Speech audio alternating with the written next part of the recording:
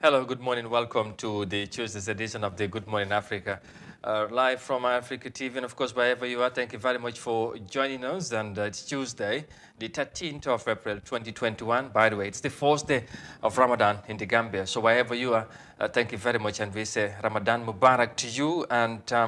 we hope that you all very fine this morning as we, of course, together start with you another and of course, what we expect would be another very interesting and informative edition of the program. And wherever you are around the world, or should I say good afternoon or good morning, and thank you so very much for coming along. And of course, this morning we're going to discuss on matters of the ferry services because there has been a new manager for the ferry services, the Gambia Ports Authority. We would discuss about that. Of course, of recent, there has been whole lot of talks around town about the increment of food commodities, the price of food commodities, of course, of basic food commodities, and we have a report on that. So stick around for that, as of course we are in the Ramadan. So people are worried about how the prices have been increasing in this country. Well, like I said, we will bring you a report on that. Of course, we will also gonna discuss about the OIC projects and all that. As you know, we are looking forward to the summit in the Gambia next year. In 2022, God willing. So that and more coming ahead. We also have a guest this morning, so we are going to discuss on the different matters and issues in the country. So, of course, this and more coming ahead in this Tuesday's edition. Once again, thank you for joining us. Su ko defee mbokk yi ñu ngi leen di nuyu benn yoon fii ci Africa TV ñu maatam mbégte dellusiwaat ci ni ñu koy defee saa su ne xam ngeen ne bu waxtu bi jotee saa su ne dañoo ñëw ànd ak yéen ci li nga xamante ne mooy ci jotaay ji ñu ngi leen di jaajëfal bu baax ci ni ngeen di ànd ak ñun saa su ne te tamit di leen wax Ramadan Mubarak di leen baalu ak di baala ñëpp ak tey ci bés bi ne xam ngeen ne mooy benn fan ci weeri koor ci biir réew mi ñu ngi leen di jaajëfal bu baax waaye tamit di leen ndokkale bu baax ci weer bi xam ngeen ne weer bu am solo la weeri yermande weeri njéggal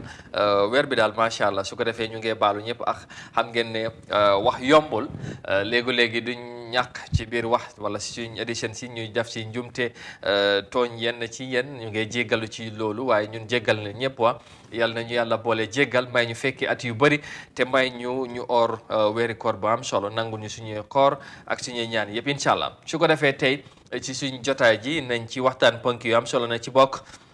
suñuy xibaar nañ leen ko digtal comme ni ñu koy defee saa su ne ñu yaatal ko bu baax a baax nañ wax ci wàllum GPA mooy wàllum ports ferry services am nañ manager bu ees nañ leen ci indil report ci jotaay ji leneen liñ cee toftal tamit ñu wax ci wàllum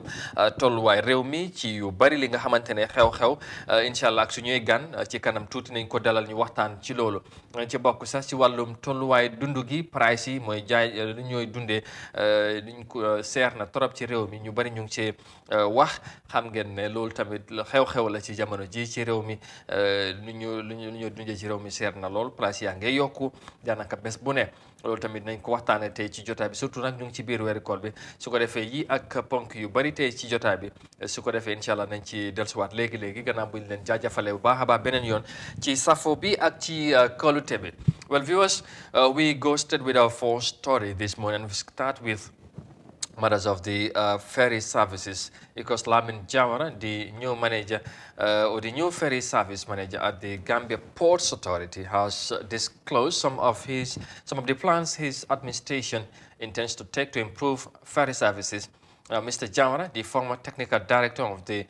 ferry affairs, was recently appointed to head the ferry services department. He disclosed to Africa TV about some of his plans they intend to execute, such as scheduling departures for ferries from Banjul to Barra. And here's more details of that in this report by Ndesise. Despite the numerous challenges faced by GPA,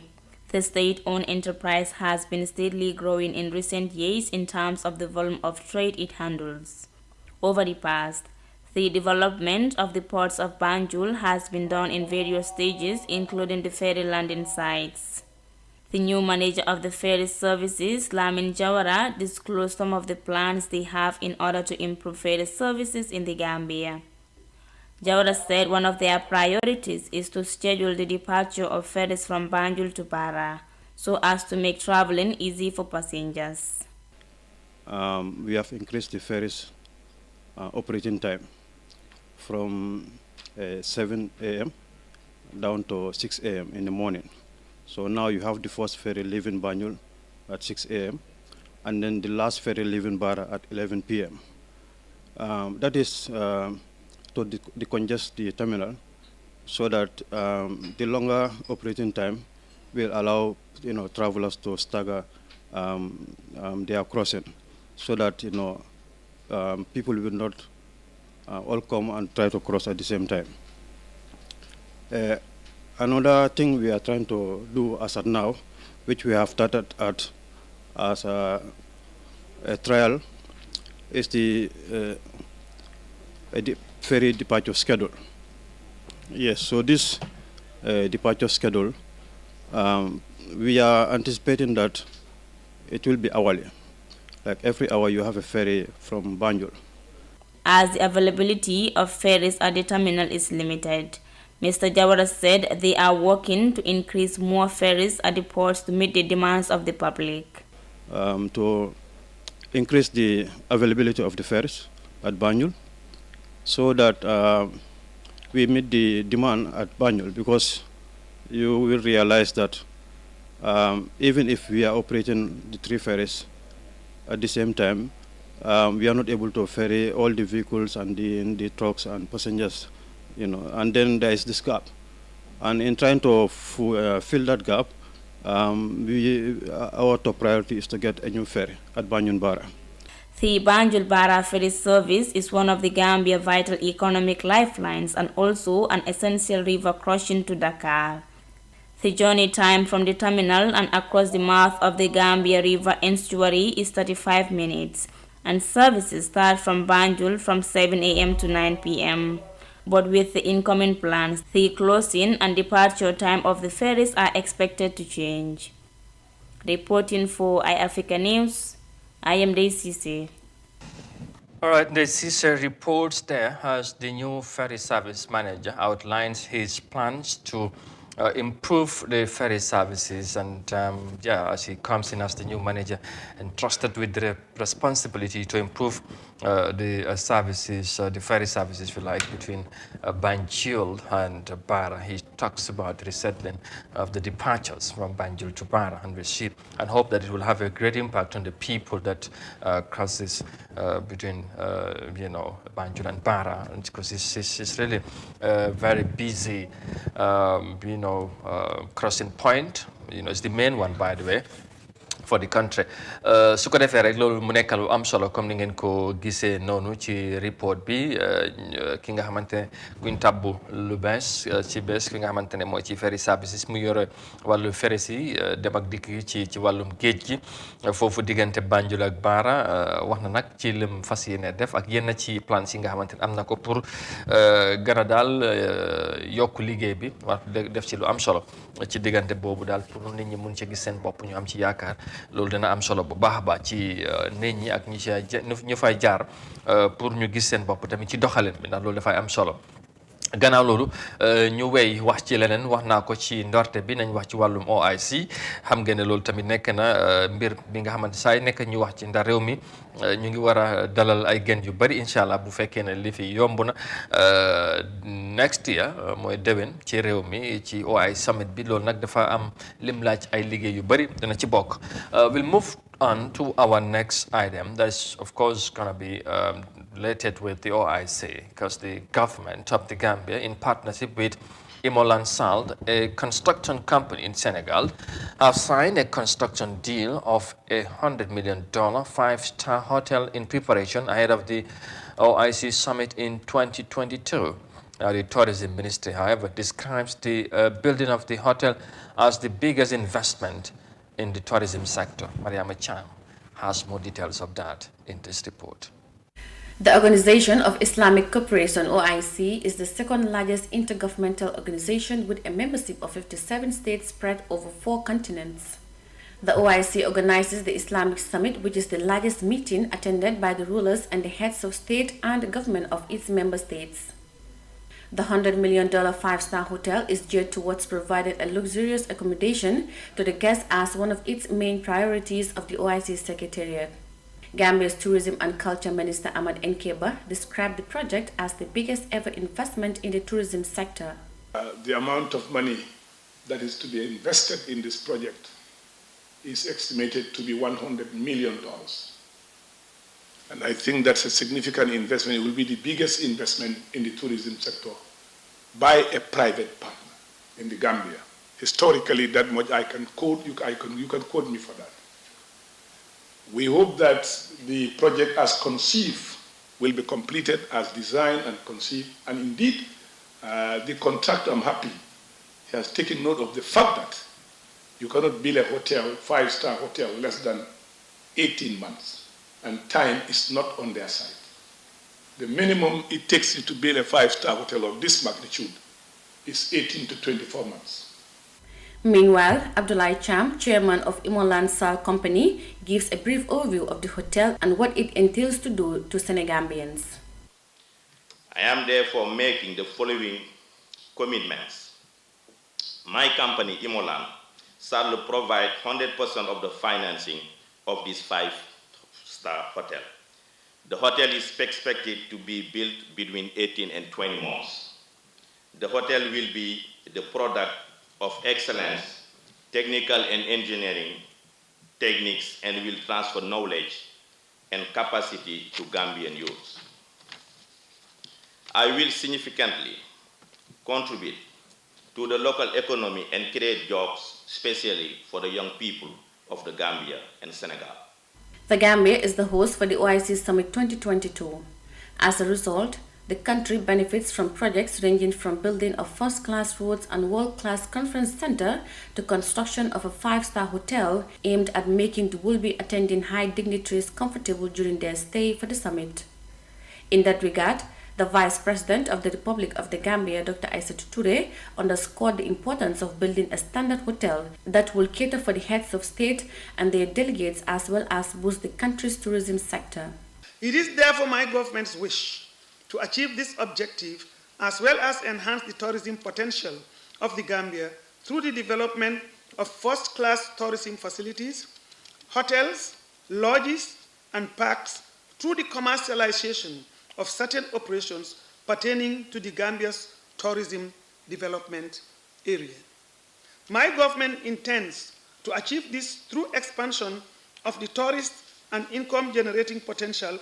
of the tourism development area under its management by making various public-private partnerships, PPP opportunities, available to appropriate and reputable developers and tourism operators. 6 priority projects have been identified by the Secretariat. They include the Sadauda Karaba Jawara International Conference Center, which was inaugurated in January 2020, road infrastructure, VVIP airport and terminal renovation, King Salman bin Abdul Aziz Hotel, VIP cars and delegate transportation and security. In 2022, world leaders from 57 countries will descend into the Gambia to take part in the world's second largest international conference. Reporting for iAfrica News, I am Mariama Cham. Well, Mariama Cham, I only hope by then COVID-19 or COVID pandemic would allow us to welcome the world leaders in this country. That's next year, inshallah. We hope by then we would defeat COVID globally. That would be very important. And of course, as you heard from the report, the Gambia signs a construction of a $100 million modern 5-star hotel as part of preparations for the 2022 OIC Summit in the Gambia, which I think everybody is looking forward to as preparations continues with regards to hotel and roads construction and other developmental programs also that are part of the program for the hosting of the event in Banjul. Well, of course, we look forward to that, like I said. And from that report, we'll move on quickly and report on health-related matters now. Again, because the World Health Organization Director, Dr. Tedros Adhanom Ghebreyesus, said despite decline in overall cases in the months of January and February, concerted efforts are still needed to tackle the virus. But Dr. Tedros, while speaking during a press conference in Geneva, said vaccines are not the only solutions towards the pandemic, calling for physical measures to be observed. The Cisse tells us more of that in this report. Since the presence of COVID-19 vaccines and a decline in the number of cases in some countries, many people are seeing relaxed COVID-19 precautionary measures. However, speaking at a press conference in Geneva on Monday, the WHO boss Tedros Adhanom Ghebreyesus said collective efforts are still needed to fight against the virus. This pandemic is a long way from over, but we have many reasons for optimism. The decline in cases and deaths during the first 2 months of the year shows that this virus and its variants can be stopped. With a concerted effort to apply public health measures alongside equitable vaccination, we could bring this pandemic under control in a matter of months. As many are with the belief that young people cannot contract COVID-19 and as a result did not follow the precautionary measures, Dr. Tedros confirmed that the virus can affect and kill both young and healthy people. Right now, intensive care units in many countries are overflowing and people are dying. And it is totally avoidable. In some countries, despite continuing transmission, restaurants and nightclubs are full, markets are open, and crowded with few people taking precautions. Some people appear to be taking the approach that if they are relatively young, it doesn't matter if they get COVID-19. This disease is not flu. Young, healthy people have died, and we still don't fully understand the long-term consequences of infection for those who survive. Meanwhile, the director at WHO's Department of Immunization, Vaccines and Biologicals, Dr. Kate, urged people to take the vaccine in order to reduce transmission and the emergence of new variants. When in addition to scaling up immunity through vaccination, we reduce transmission, which also reduces the likelihood of having emergence of variants that could escape from vaccine-induced immunity. So this is just, again, a reinforcement that we have so much hope and desire to get on with more regular life as people become vaccinated, but it's actually the opposite. It's the very time when we should be as diligent as ever. The COVID infections continue to soar throughout the world, with more than 1.2 million confirmed cases. More than 604 million vaccine doses have been administered globally, according to the World Health Organization. As efforts were made to study the origins of the pandemic, the global health body is calling for further studies to determine the actual origin of the virus. Reporting for iAfrica News, I am Amindao. Yeah, indeed. That was Amindao there reporting instead of the Caesar, as I earlier mentioned. But there you go. Of course, the WHO boss, of course, encouraging for more physical distancing, of course, and efforts to observe some of the regulations outlined by the health experts in our quest to defeat the COVID-19 pandemic around the world. So that's a very good one. Of course, not only the vaccines, like he said, is the solutions to COVID-19, but equally we have other roles to play in the efforts to make sure that we eliminate COVID-19 globally. And from that report on COVID-19, of course, in the WHO, on the efforts to contain the virus, we will come back home and report on price hiking in the Gambia, because price hikes in basic food commodities continue to persist across the country ahead of the month of Ramadan, of course, which we have started today. Well, in an interview with iAfrica TV on Monday, vendors at Latrikunda Service Market expressed concerns over the skyrocketing in price hikes as the predominantly Muslim country set to welcome Ramadan. As Khadija Seka reports, many of the vendors are with the view that Ramadan should be seen as an opportunity to help others, not to increase prices at the expense of the ordinary people. Here's more details of that in this report. The Gambia in recent months has experienced daily hikes in the prices of essential commodities such as sugar, rice, and vegetables cooking oil. The situation attracts concern from both sellers and consumers alike. While the consumers blame the traders on the sudden rise of basic commodities, traders and vendors argue that the importers are the ones responsible. To Jalika Mane, a vendor at the Latrikunda market, prices of essential goods are increasing every day.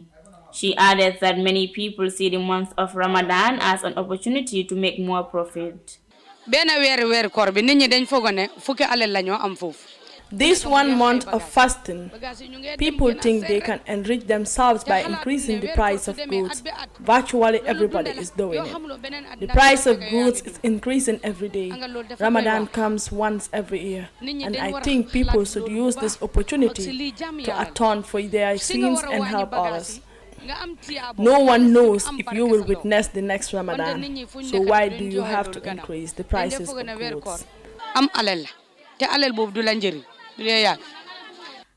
Amiba also agrees that Ramadan is the time the price of goods get increased, urging the government to help them in tackling these challenges. Goods are very expensive. The price hikes worries us a lot, especially with the women. Every commodity in the market is very expensive today. If the government could help control the prices of goods, it would ease our burdens. According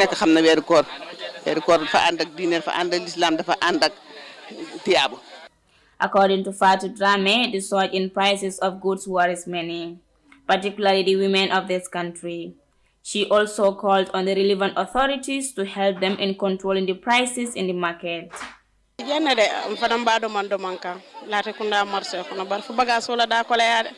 When Ramadan is approaching, instead of reducing the prices, they use this holy month to increase the cost of goods. We encounter difficulties during the time of Ramadan. We want Adam Barrow and his government to come to our aid.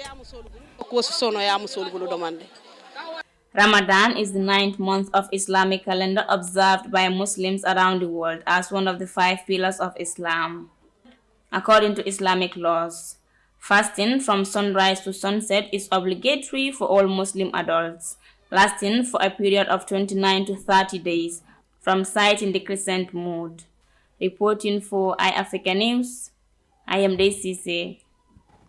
All right, it's the first day of Ramadan in the Gambia. Of course, as you see in the report, women vendors at the Latrikunda market are concerned, like many Gambians, are on the skyrocketing of prices, price of food commodities or basic food commodities in the country, especially of recent. So it has been really a big-time issue, and we felt we should continue the discussions and see what can we do as a country, especially people that are entrusted with the responsibilities, the authorities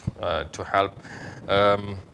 ease the situation. And I'm glad to say joining me to this morning to discuss on that is Tudija, the deputy spokesperson of the APRC. We're going to discuss on that and many other issues relating to the national, of course, of the country. su ko defee rek mbokk yi comme ni nga ko defee saa su ne dégg ngeen ci report boobu dafa mel ni kon ni nga ko waxee woon dund bi seer na ci réew mi nu ñuy dundee surtout ci jamono koor gi la yëf yi dafa gën a tar ci ñëpp waaye dégg ngeen ñi nga xamante ne mooy jigéen ñi yi nga xamante ne ay jàmbaar la ñu ngi ci marché bi marché Latrikunda dañ génnoon dem wax ak ñoom naka lañ koy dundee ak client yi ak yu mel noonu waaye gis na ne yëf yi métti na lool surtout jamono ji bi nga xamante ne ñu ngi ci biir weeru koor bi ñun nag ñu ngi sàkku pour naka lañ mun a def ba gis ne loolu wàññeeku na seeraay bi ak mel noonu loolu nag ay jafe-jafe la ñu bari ñu ngi koo joytu fi mu nekk ni ci réew mi ci noonu ñu am mbégte bu baax dala ci Doudou Dia mu nekk ki nga xamante ne moom moo deputy spokesperson moom ñu yoree kàddu gu ci parti APRC moom moo topp ci kooku su ko defee ñu war a waxtaan ak moom ci loolu seen gis-gis ci tolluwaay réew mi surtout ci wàllum pricing bi ak yeneen yi nga xamante ne fu mu nekk ni ñu ngi ko dunda ci réew mi waaye taxawaay parti bi tamit ndax at mi ñu ngi ci atum élection coow li bari na am na ñu doon wax ne sax Babili mu ngi waaj a ñëpp si moom Doudou nañu dimbale ci loolu naka la demee ak yu mel noonu ndax sax ñu ngi déggoo ak moom yëpp nañ ci ñëw ci kanam incha allah du ñu ngi lay nuyu ñu amaat mbégte beneen yoon dalalaat la ci Good Morning Africa pour ñu waxtaan ak yow comme ni ñu koy defee saa su ne di la wax Ramadan Mubarak. jërëjëf Amadou di jëkka jiital nuyoo rek wax asalaamaaleykum wa barakaatu ci ñëpp ñoo xam ne soppe télé bi lañ surtout ñoo xam ne dañ dee toppa Good Morning Africa lu bare bari maa ngi leen a sant di leen gërëm di leen nuyu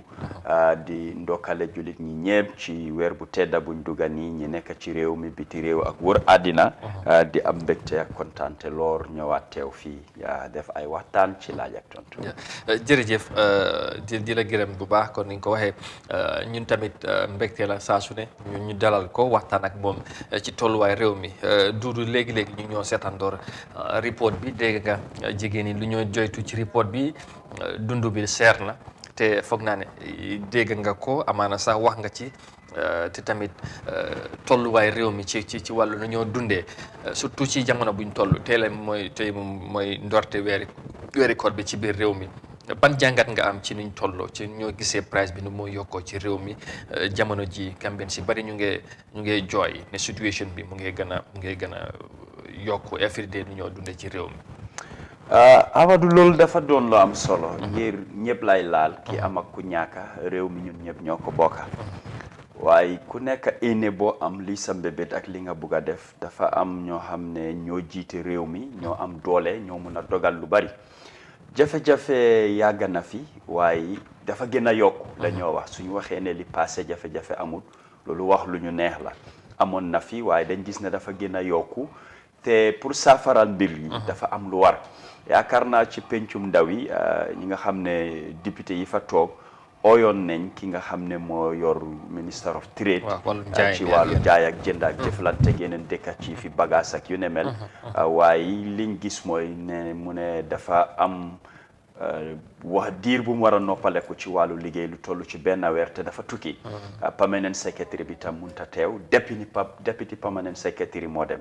ci wàlla boobu dama gis ne soo gisee ñu jox la liggéey place waa réew mi ñoo tax kon lépp loo mun a jàppa waroon nga ko mun a bàyyi ñëw uyu ñu gestu laaj ak tontu yooyu ba xam lan mooy jafe-jafe wax naka lañ ko mun a saafarale loolu benn la ñaareel bi mooy lii du lu ees fii suñu waxee ne daaw weeri koor ñëw na bagage yi dafa yokku mbir yi dafa jafe dara xew jëluñ ci benn dégg pour mu yokku ren mbir yi mu continuer waat loolu laaj bi mooy nguur bi ndax itteel na ko ak lan la ci def pour gis ne wàññeeku dina mun a am su wàññeekuwut waaye mu bàyyi ko fi mu nekkoon doo ñëw rek ne di nga joxoñ nguur bi waaye lan suma xalaat bu gàtta lan laa yaakaar ne nguur loolu la waroon a def war naa xayma daaw mooy laas ya lan mooy woon jafe-jafe yi lu tax price yi mu yokku mu gestu ko ren mu bañ mu dalaat ko ci ay anam da nga xool yenn bagage yi li tax mu yokku ak li ko dee isi ban diir la moo jël di nga wax ne ñenn ñi suñ buggee isi bagage dina jël ñetti weer kon balañ koo isi lenn la nguur bi mun a def mooy wàññi lempo bi tax bi wàññil ko ñooñu nañ wax ne 3 or 4 months balaa weeri koor nga gis ne ñooñu liñ jënda isi ko wàññeeku am na ci wàllu taxe bi soo ñu faree ci nguur gi dañ lay wax ne taxe yi surtout ci wàllu maalo zéro taxe la ak mel noonu xëy na loolu lu nekk mbir mi nga xamante ne dana tax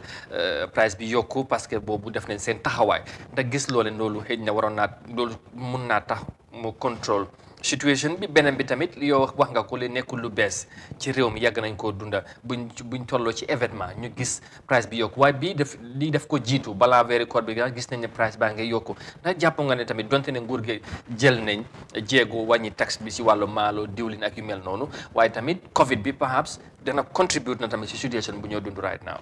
waaw foofu man gisuma nguur bi su waxee ne zéro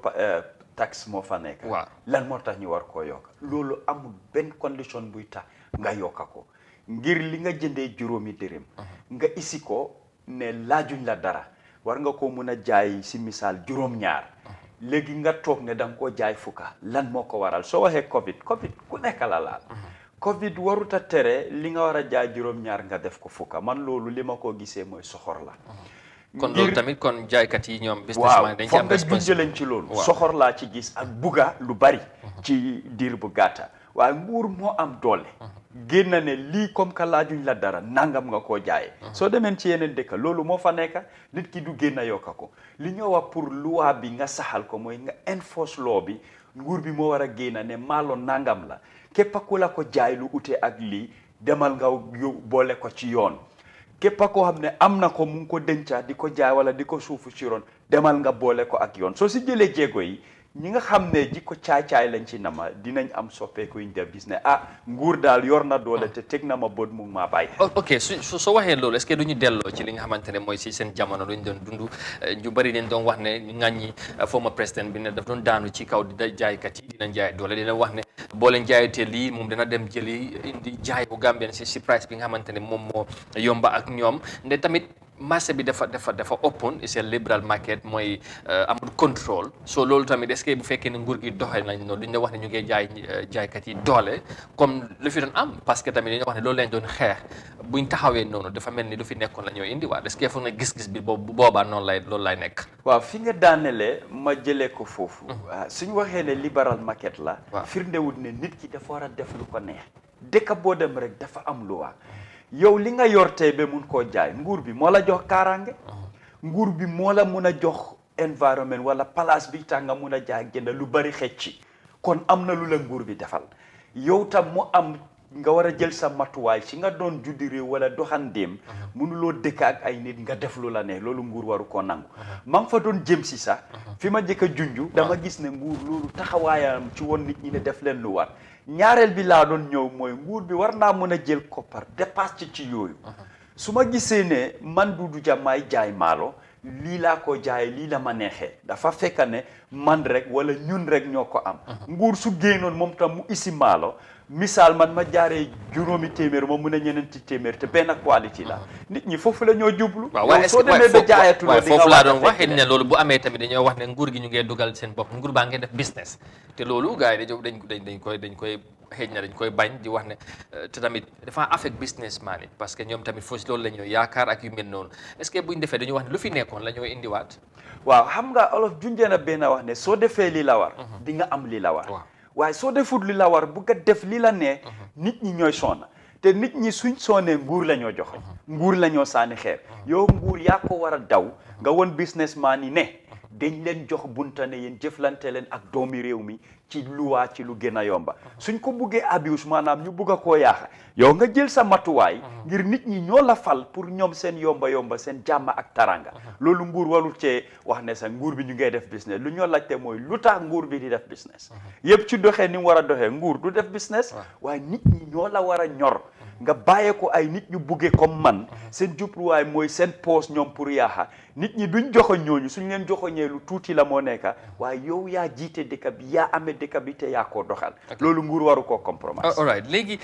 pour ñu jeexal ci point boobu rek mooy fu nekk ni situation bi dafa mel ni mu ngi gën a métti every day boo demee ci marché bi tey boo jëndee dara suba boo demee ñu ne la yokku na about 5% wala whatever price bi yokku na daal la nay wax léegi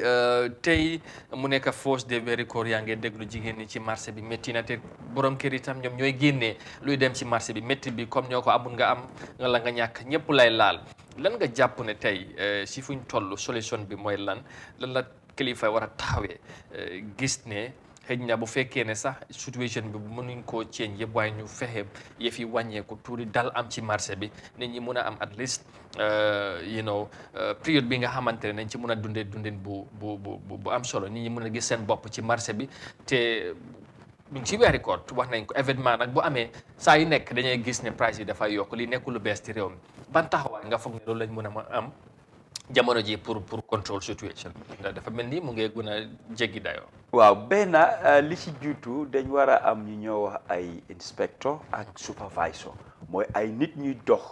di jëfandoo seen bët seen noppa ak seen xel pour mën a xam luy dox lan laa jublu ci loolu misaal man damaa jaay liñoŋ ñu ne price bi seer na ñoom war na ñoo dox dugga ci marché yi ci bitig yi ne ma saako liñoŋ ñaata la misaal nguur soo xee ne juróomi téeméer la man ma ne juróom benni téeméer ñu ne ma foo ko jëndee lu tax mu war a nekk juróom benni téeméer ma ne Amadou moo ma ko jaay kon man am na li ma wàcca ñu ñëw ci Amadou yow lu tax nga war a jaay nit ñi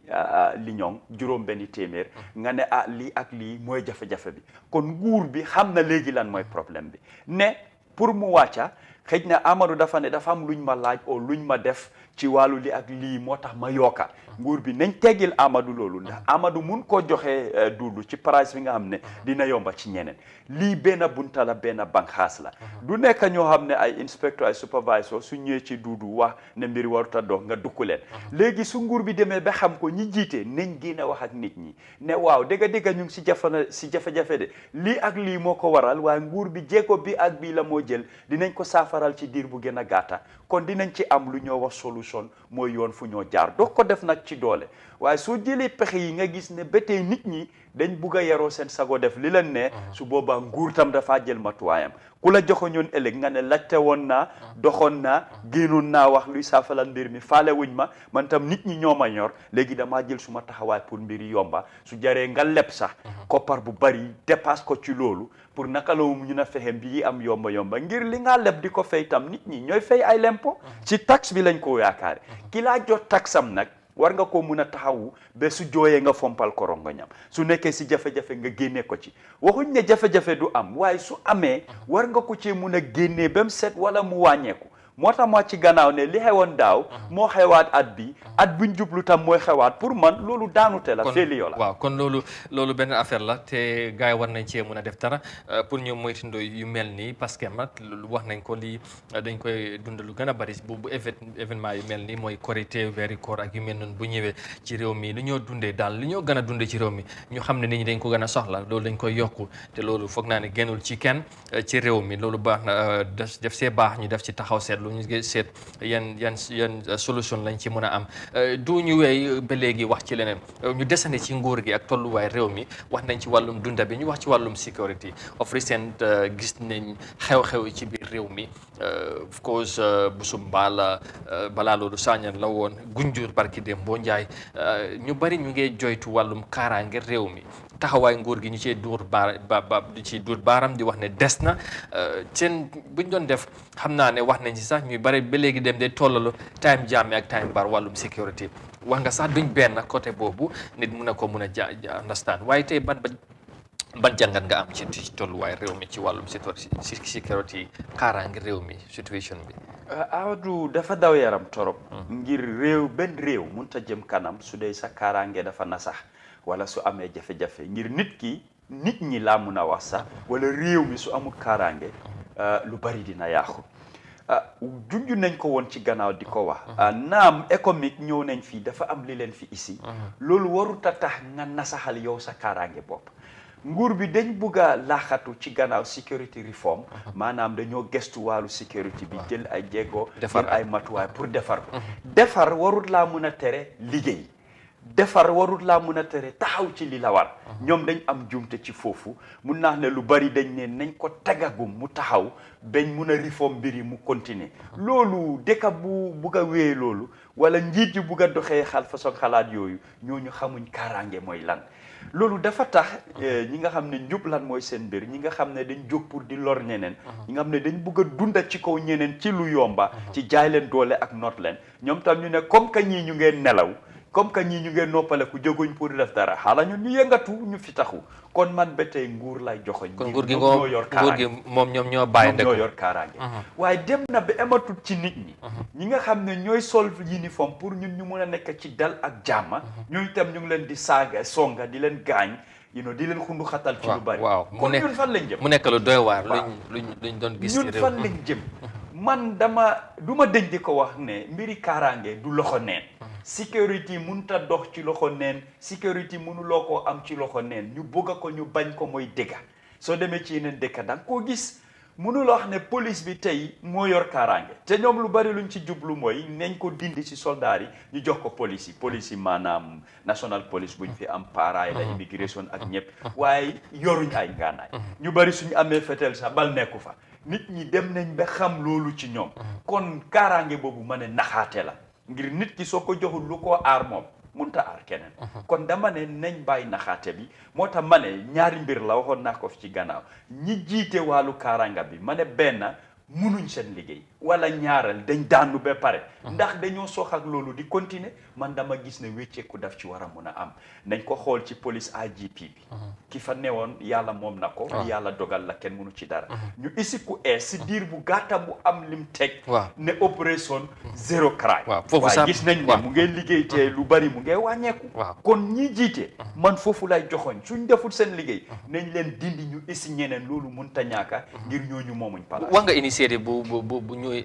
inspecteur général bi indi ndax foog nga loolu dana am jeexital dana indi dana at least dana kaamloo situation bi ci fuñ nekk of course si diggante boobu lañ gis lu xew gunjur yàggul ak tamit yeneen xew-xew yi bi ñoo dégg ci réew mi waaye jàpp nga ne loolu dana bokk ci solution yi nga xam ne dana wàññi crime rate bi ci biir réew mi mooy opération zéro crime bi nga wax noonu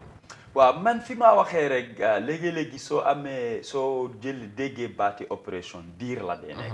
dafa am li tax ñu taxawal ko léegi yéenay su jeexee wala mu wàññee ko ñu bàyyi opération bi daal man bugga naa ñu wecci loolu ñu xool leneen luñ fa def wane ne lii mu ngi fi luy sax la fekk police yi ñu ngee sol uniforme képp ku jiite daal nii la war a doxalee man dama gëm ne loolu mooy li ko saafaral soo demee bi wër nga sax jàppatuloo kenn gisuloo benn jafe-jafe bul dem toog noppale ko continuer ko ngir nit ki suy génn a gis li ngaa def mooy tax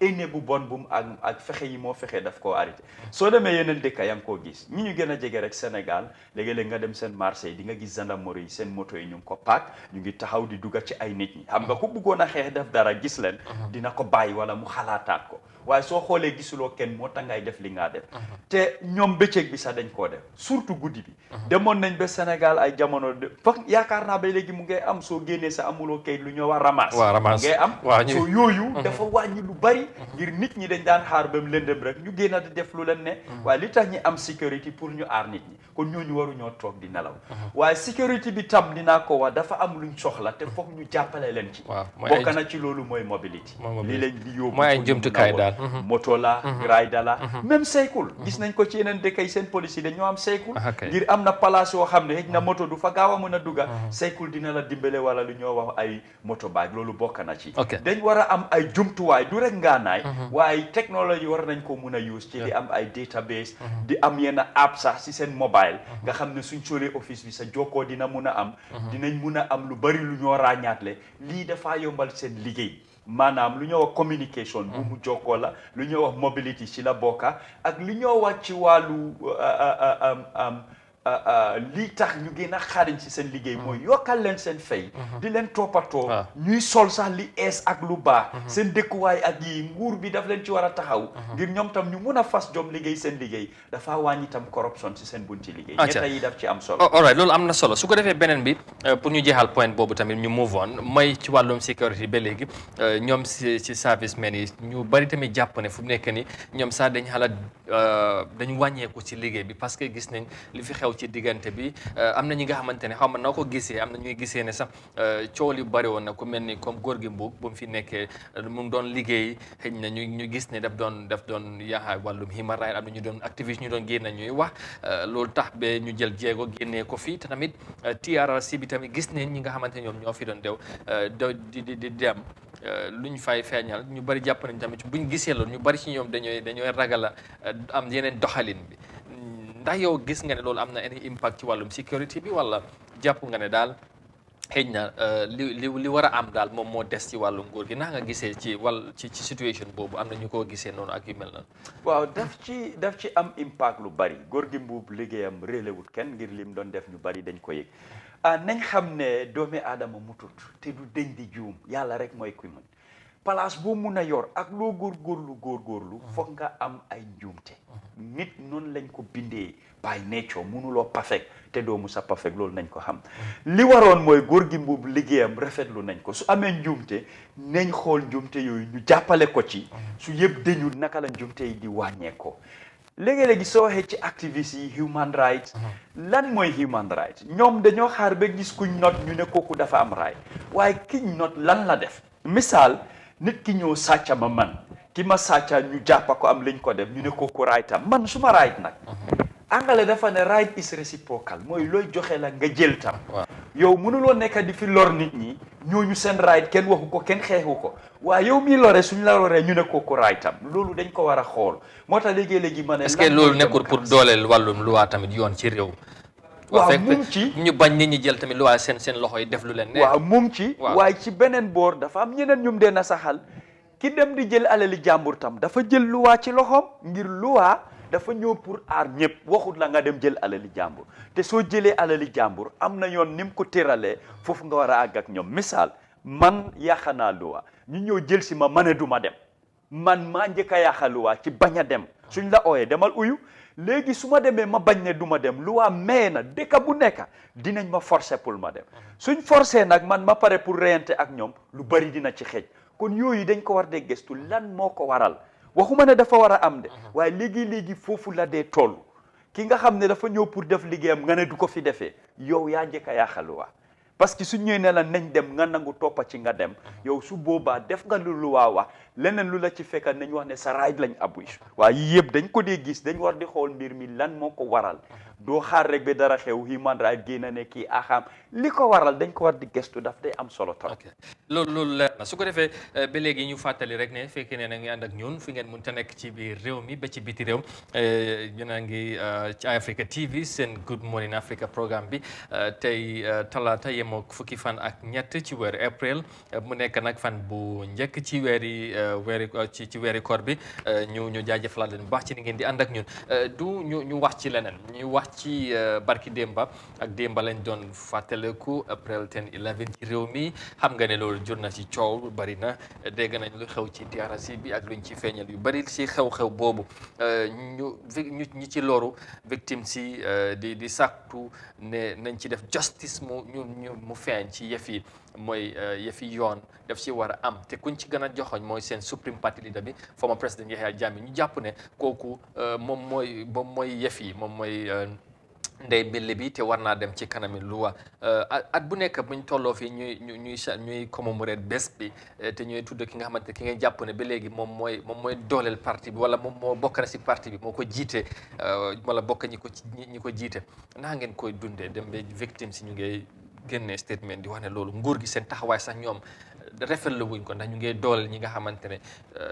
bokkoon nañ ci def ci loolu ba pare ñu ngi ci nguur gi ak yu mel noonu naka ngeen ko gisee en tant que parti bi nga xamante ne yéen a fi jiite woon teew mi ci diir te yu bari xewoon ci. jërëjëf Amadou mu doon la am solo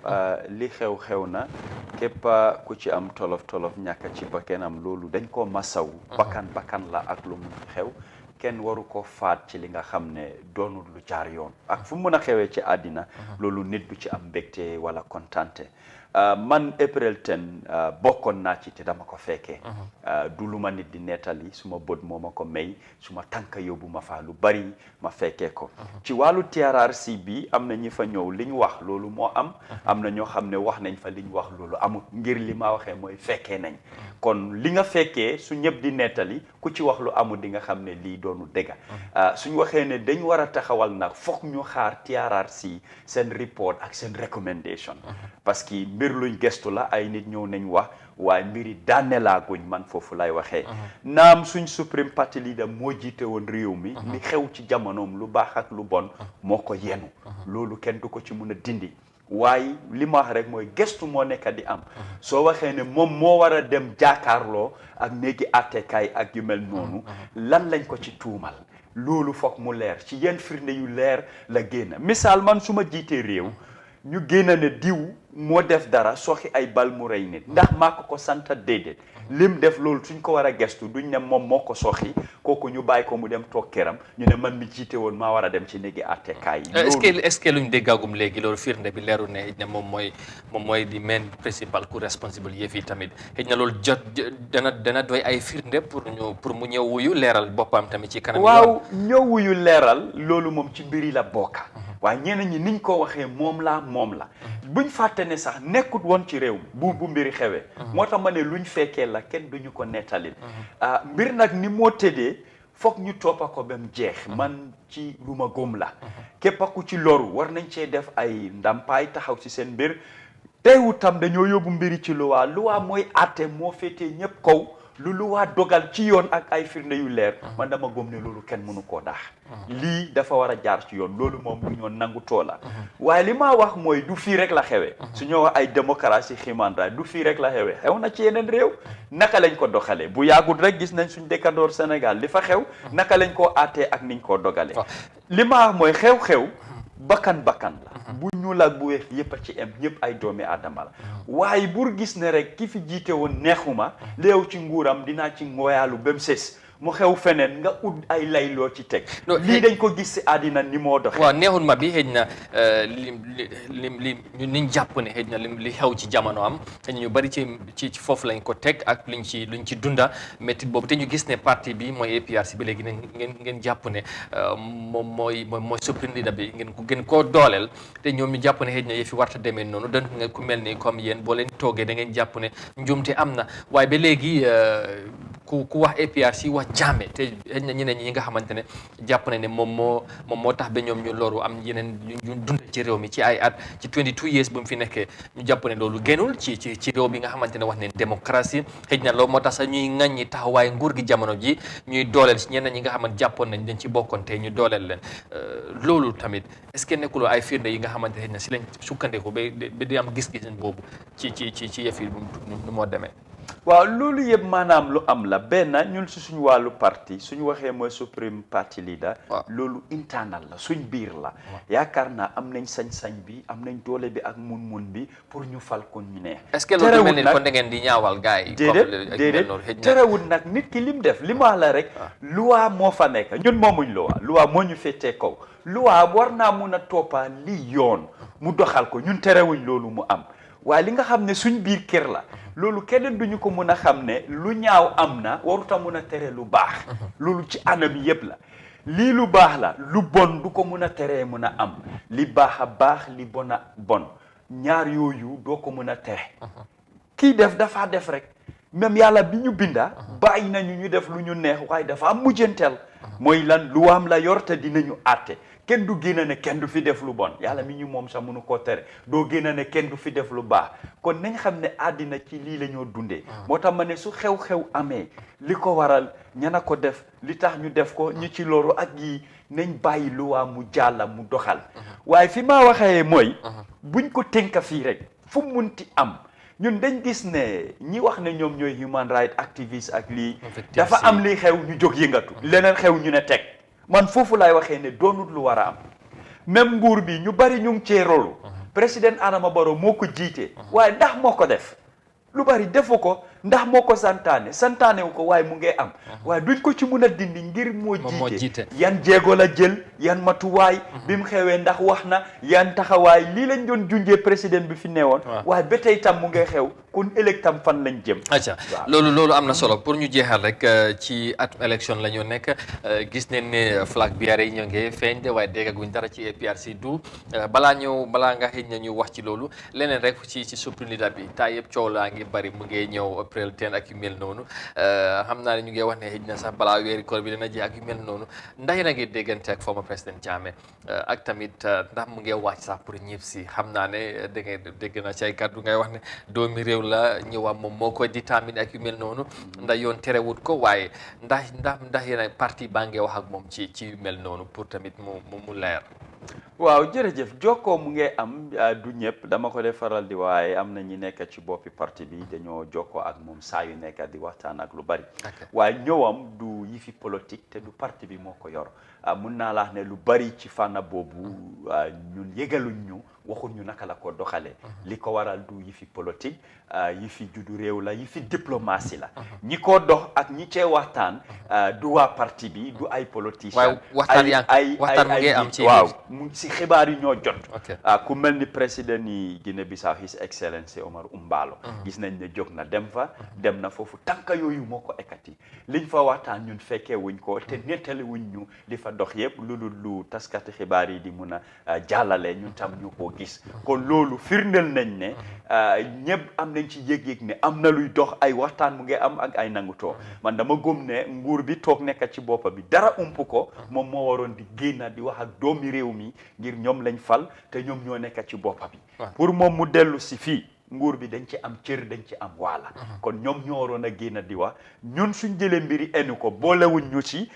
bokkuñ ci waxtaan yi te lu bari yëguñ ko suñ waxee dafa doon politique te du mbiri politique foofu laa ko bëgg a junju waaye liñ gëm mooy gisuñ lu ko mën a teree ñëw firnde taxut nag ne am na lim fi def ñoom dañ ko bëgg a yóbbu ci yoon ñun mënuñ ci dara amuñ doole boobu loolu nguur bi moom moo am doole bi moo xam lan la koo jiiñ ak lu mu koo tuumal yoon mu jël wàllam ok yoon mu jël wàllam est-ce que tamit timing bi wax bi door na war naa ñib si wax nga ko si beneen level la nekk loolu am nañu responsible négociation bi bu dee am comme noo ko waxee comme am nañ luy am waaye tamit est-ce que duñ jàpp ne xëy na élection si jege si nañ Jammeh dafa bëgg a ñëwaat pour support APRC ci campagne bi wala ci dem ngeen bëgg a ko def sax flag biara because déggaguñ dara ci APRC ba léegi si situation boobu tamit fan ngeen toll parti bi ci la lañ nekk waajtaay élection yi gis nañ yeneen parti yu mel ni UDP CA ak yeneen parti yi wax nañ seen flag biara yi fii leer na waaye APRC ba léegi xam naa ne yéen da ngeen am li ngeen baaxoo ñëpp xam nañ ko waaye du affaire yi tamit war naa leer léegi de naam ci li nga laaj ci waajtaayam pour ñëw ci ati élection lañ nekk mun naa am loolu la mun naa am du loolu bëgguma wax lu ma óorut amuñ ci lu leer du ma mun a daxalu tam ne déedéet du loolu parce que soo xee déedéet du loolu kon dafa am leneen li nga am lu la wér moo tax ma ne mun naa am loolu la mun naa am du loolu ndax moom dafaa ñëw pour taxaw ndax dafaa ñëw pour campagnal APRC loolu aw ma ci lu leer lépp lu ma ci mun a wax daal damaa wax lu ma ne mun naa nekk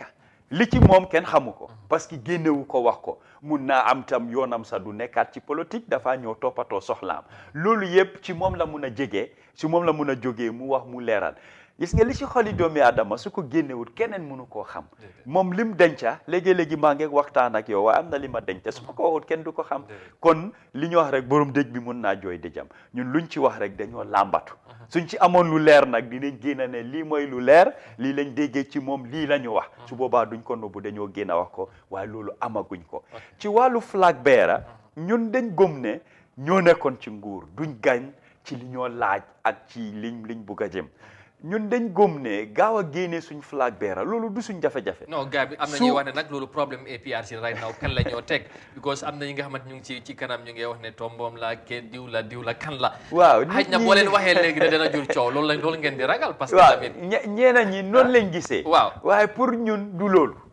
ñun dañ gëm ne kuñ jaay APRC ñun kuñ jaay dina jar su desee weer sa pour sànni karta ñun dinañ jaay suñ candidat te dafa jar buñ fàtte ne 2016 election coalition bi ñetti weer balaa election lañ jaay seen candidat te jar na benn ñoom luñ bëgg a ñu am ko ñu toog ci toogu kon ñun dañ gis ne te ñooñu ñun ñoo leen gën a am marchandise si marché da ngeen bëgg a jàngee si coalition bi déedéet ñun baaxoon nañ di ko def lu bari ay ñetti weer bala ñoo dem élection ñu génne flag mun naa ne sax ñoom ci ñun lañ ko jëlee parce que ñun dañ ko daan def yàgg nañ di ko def ñoom tam xëj na gis nañ ne stratégie la boo xam ne mu ngi doon wok ci ñun ñoom tam ñu wéyee ko waaye ñun dañ bari ay stratégie suñ feem du jeex ba am na sax ñuy wax tamit APRC sax duñu am candidat dañooy coowal nii rek wala because of dañ bëgg a coalition ak NPP président Barrow la ñu jàppale coow laa bari ne waaye négociation sax xëj na door na ci suuf yooyu yëpp gaa ko wax du waaw loolu yëpp ba tey du ma ko daaxa élection xaalis mooy li ko dépasse te jamono bii ñu ngi ut xaalis soo déggee kii mooy suma flag bearer damaa taxawal candidat dafa fekk ne sa mbor da nga ko préparé xar fa xuufa yëpp mut na te am nga ko mooy tax nga dugg a géew di bàkku ñun fu mu nekk suñ xar fa xuufa matagut li ma wax rek duñ nëbbu duñ fi ñëw di fokk suñ génna loo xam ne amuñ ko kon duñ génna ne flag bearer nanga mag lii ñeneen def nañu rek dañ war a def moo tax ma ne ñun dañ bari ay feem dañ am ay pexe ci ni ñoo doxalee suñ politique duñ ci gan yàgg nañ ci mun nañ li ñoo def te ñeme nañ ko moo tax ragaluñ ci benn yoon am na ñoom ne dañ ragal ne ñoom seen flag bearer su gaawut a génna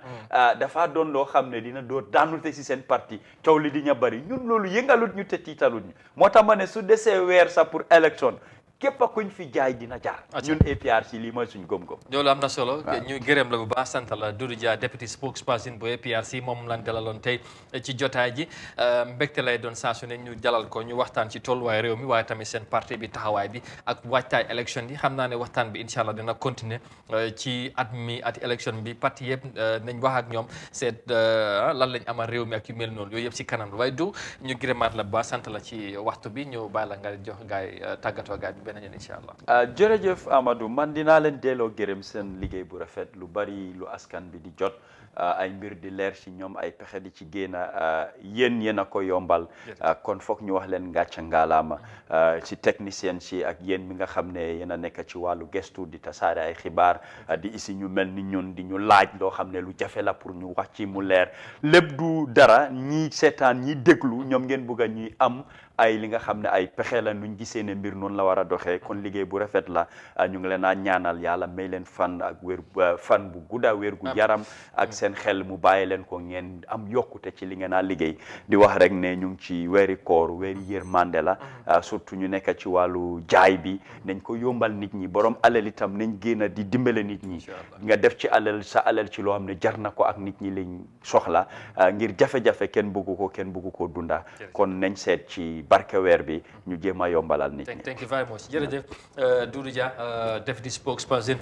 bu APRC kaddu yi am na solo loolu moo rek mooy jubluwaay di Gambie ñoo ko bokk te duñ ko mun a seddoo jubluwaay bi lenn rek la ñu waxtaan naka la ñu yóbbee si suñu réew mi ci kanam comme yeneen réew yi ni ñu koy defee moo tax ñuy dalal ay ndaw ay kàngam ci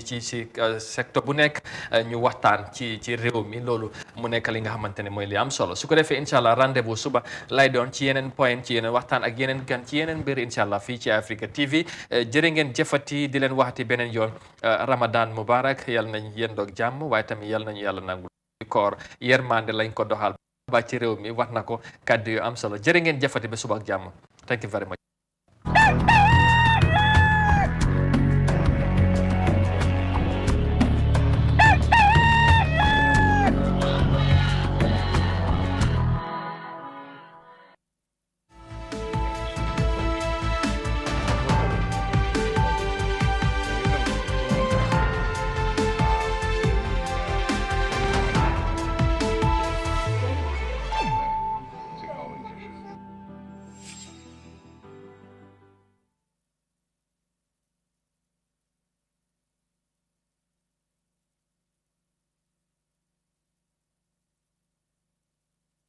tayuma ko dafa ne ci man coono di dem dëkk ba dëkka rawatina ba foofu